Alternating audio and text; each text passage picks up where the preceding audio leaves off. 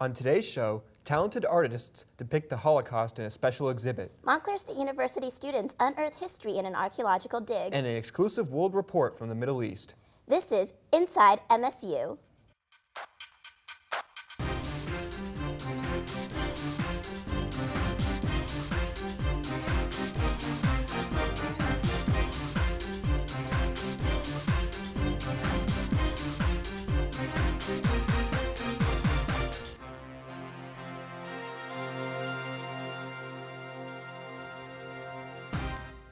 Welcome to Inside MSU. I'm Eveline Horn. And I'm Jason Burns. We have a great show ahead for you, but first, our local news report.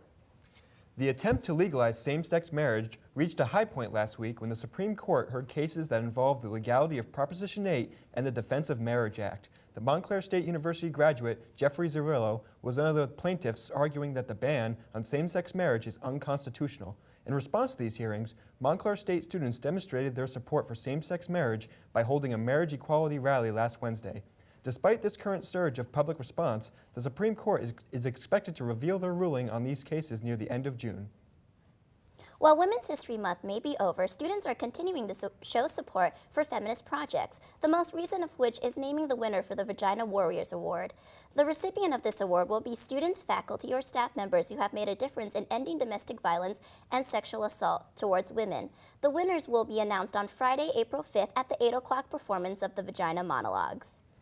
Montclair State University presents the 2013 Holocaust Series, an art exhibition and a set of lecture events for the 70th anniversary of the Warsaw Uprising. Upcoming events include a screening of the film The Paintist, and Samuel Kassow, the author of the book Who Will Write Our History, was a guest speaker. Later in our show, Inside MSU's Bonnie Garcia will take a closer look at the Holocaust Art Gallery and how influential it really is. Students at Montclair are always looking for the new ways to learn, discover, and advance their education. Next, Inside MSU's Monica Adams takes an exclusive look at how the Montclair Historical Society teamed up with students to discover more about Montclair's deep history, both above and below the ground. The Montclair Historical Society is a community-based organization that works to preserve and gather information about the town's past. They have preserved the homes of the Crane and Clark family, who were the first settlers and founding family of Montclair. The Crane family is an interesting family because they were movers and shakers for Montclair and its development. But really, it's not the Crane family that we're studying here. It's the way of life. It's the developments that they introduced into Montclair. The Crane family is a window for us into understanding what life was like back then. To get a better look into this window, Montclair State University's anthropology professor, Dr. Chris Matthews, and his students have partnered with the society to do an archaeological dig within the Crane home's yard. I think it's great that Montclair State students are conducting this. I am so excited, first of all, to have a dig going on in the backyard. But what I think is even more exciting is the new partnership that it signals between the Montclair Historical Society and Montclair State. For these MSU students, archaeology is their passion, and to get real-life experience, Professor Matthews teaches them that sometimes you have to get down in the dirt to get the scoop. This is how you do archaeology. So one of the best things about archaeology is it's outdoors, it's field work and all that, but because of that, it's hard to teach it in class, and so archaeologists often offer things like a field school or a field class to give people the chance to do the hands-on work that makes it that gives them a sense of what it takes, not only just to think about, but to do.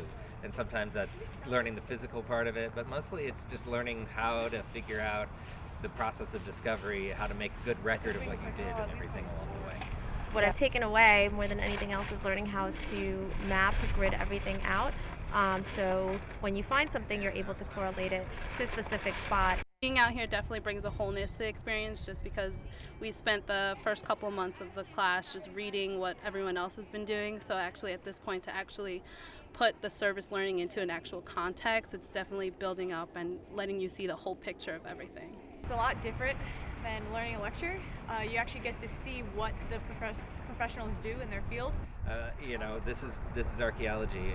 We ask our questions and we seek to find the answers in the ground, and that's fun. And they've all had a chance to find something interesting, I think, so far, and we're really just starting, which is great. As these students dig, dump, and sift, they gain a valuable lesson outside the classroom. For Inside MSU, I'm Monica Adams. Thank you, Monica. The Holocaust remains as one of the most tragic atrocities in history. This period of horror has been depicted through pictures, movies, and stories. One Holocaust survivor's graphic work is being featured on campus in a gallery of elaborate murals and paintings. Inside MSU's Bonnie Garcia takes a look at this emotional and artistic work and what it means to never forget. We wanted to show life during the Holocaust. The George Segal Gallery at Montclair State University is holding a 2-month exhibit commemorating the work of Israel Birnbaum, a survivor of the Warsaw Ghetto Uprising. He is famous for his detailed murals that display graphic depictions of the scenes he witnessed during the Holocaust. This important event kicked off with an introduction by Segal Gallery Director Teresa Rodriguez. I would like to welcome everybody for this show. It's a special show. It is something that everybody should understand. We are very lucky that we got this collection from the Jewish Federation of Greater Clifton and Passaic. The Jewish Federation of Greater Clifton and Passaic was formerly located in Clifton. They provided family services and was home to the Jewish Community Center. It also contained a Holocaust Research Center. Birnbaum's paintings were on display at the Holocaust Research Center until the Jewish Federation of Greater Clifton and Passaic closed in 2011. We said we needed to have this artwork go somewhere special, somewhere educational, somewhere where it would be shown to the public, and frankly, somewhere nearby. Birnbaum's artwork was also introduced by Inga Arbacher, a Holocaust survivor and the last Jewish child born in Kippenheim, Germany. She is the author of the book, I Am a Star, Child of the Holocaust, where Birnbaum's artwork is also featured. Israel made me this picture with the star, but he used the 5-pointed star. I guess 5-pointed or 6-pointed, it doesn't matter. And I looked about this way. It is not only the visuals that really capture the meanings behind Birnbaum's murals. Guest curator Dr. Baita Bruton, who is the director of the Israeli Society program and the Holocaust Society in Israel's Beit Bril College, provided an in-depth explanation of the murals. I'm going to speak about the aesthetic of Birnbaum's murals to show the influence on his work, to show how he created the composition, how he used color, images, figures, and what kind of topics he addressed. Many students and young adults were among the guests who attended the exhibit. I was so happy to see students in the audience. They were listening carefully to what I had to say. From young students to remaining Holocaust survivors, Israel Birnbaum's work does not only show exceptional talent and expression, but it provides an emotional medium that allows those who see his work to never forget the events of the Holocaust. And we followed his wish. Remember, Gedenk and Zachor. For Inside MSU, I'm Bonnie Garcia.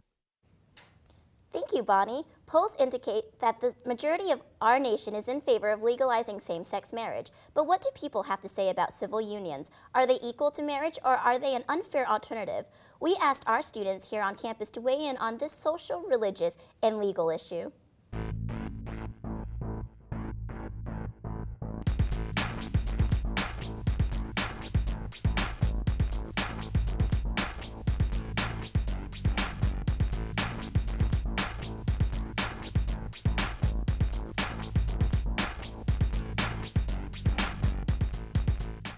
I think that civil union and marriages are not equal because they don't have the same rights.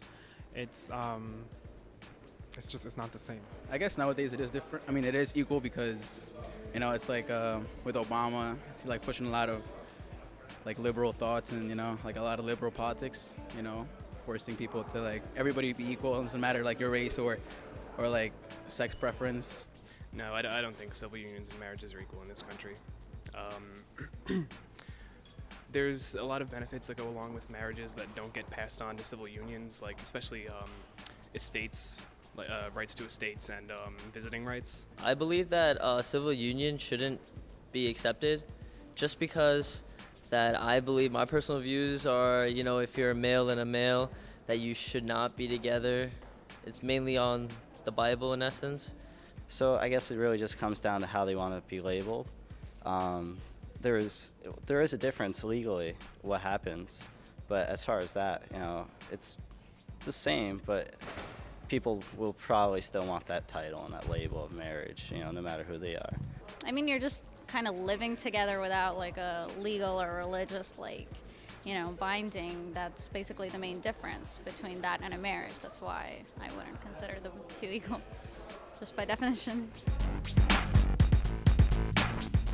Our students travel across the world to bring you stories and tastes of different cultures. Recently, our reporters traveled to Amman, Jordan to see how community leaders are bringing arts and education to those who need it most. Jack Smith IV has the Inside MSU World Report. Jabal al-Natif, or the White City on the Mountain, is one of the poorest, most cloistered neighborhoods in Jordan. Here, an organization called Ruwad helps to develop programs to meet the needs of the community. When we stepped in by creating a conversation with the people of the mountain. And through that conversation, we identified several absent services. Among those services were police stations, post offices, health clinics, and children's libraries. There was one area, however, which remained neglected and not without controversy: the arts. So there is this attitude that the arts are about pleasure, and they will instigate all kinds of things that might not be in alignment with our tradition or our culture or our religion. So we always face problems around music. You know, the parents say, we don't want our children to listen to music, we don't want our children to create music. So we started strategizing. So how do we communicate that? Enter Spiritus Mundi, a Swedish organization that brings music and dance education to those who are usually without access. Spiritus Mundi partnered with Ruwad to try an arts program with a small sample of kids, and the Hayatuna Amman project was born. Well, the very first show we did was in 2011, yeah, and that was a small pilot project that we tried out some of the methodology. That was a very intense 10 days, and that sort of set the ground for what we thought would be possible here. But walking into that community, setting up a show with the kids, boys and girls, dancing on stage in a schoolyard, having their moms and dads in the audience. That was something that had never happened before in that particular part of Amman. The show was a success, and soon other organizations representing the underserved communities of Jordan wanted to form similar partnerships with Spiritus Mundi. One person who took note was Mira Abu Ghazaleh, the director of an orphanage in Amman, who immediately enrolled her kids in the program. It's been almost 2 years since we first started the program Hayatuna, and I felt how happy the children are. Since then, the Hayatuna Amman project has been working with children from impoverished communities, orphans, and the disabled. Through Hayatuna, the children rehearse, write songs, dance, rap, and perform. But for community leaders, it's not enjoyment and enrichment that's at stake in these programs. It's something much larger. It is the right to give their opinion, it is the right to participate, and they can realize and get more sure that they have something inside that is special. You know, it's very central to their capacity to develop their own authentic voice as young children, and authenticity can only take place when children express themselves without fear. For Inside MSU, I'm Jack Smith IV. Thank you, Jack. Finally, best of luck to MSU's women's softball team as they play a doubleheader against Rutgers and Newark today. So far, the team has had a perfect season of 16 straight wins, the best start ever in the program's history, and we'll be rooting for their continued success. And that's all the time we have for in today's show.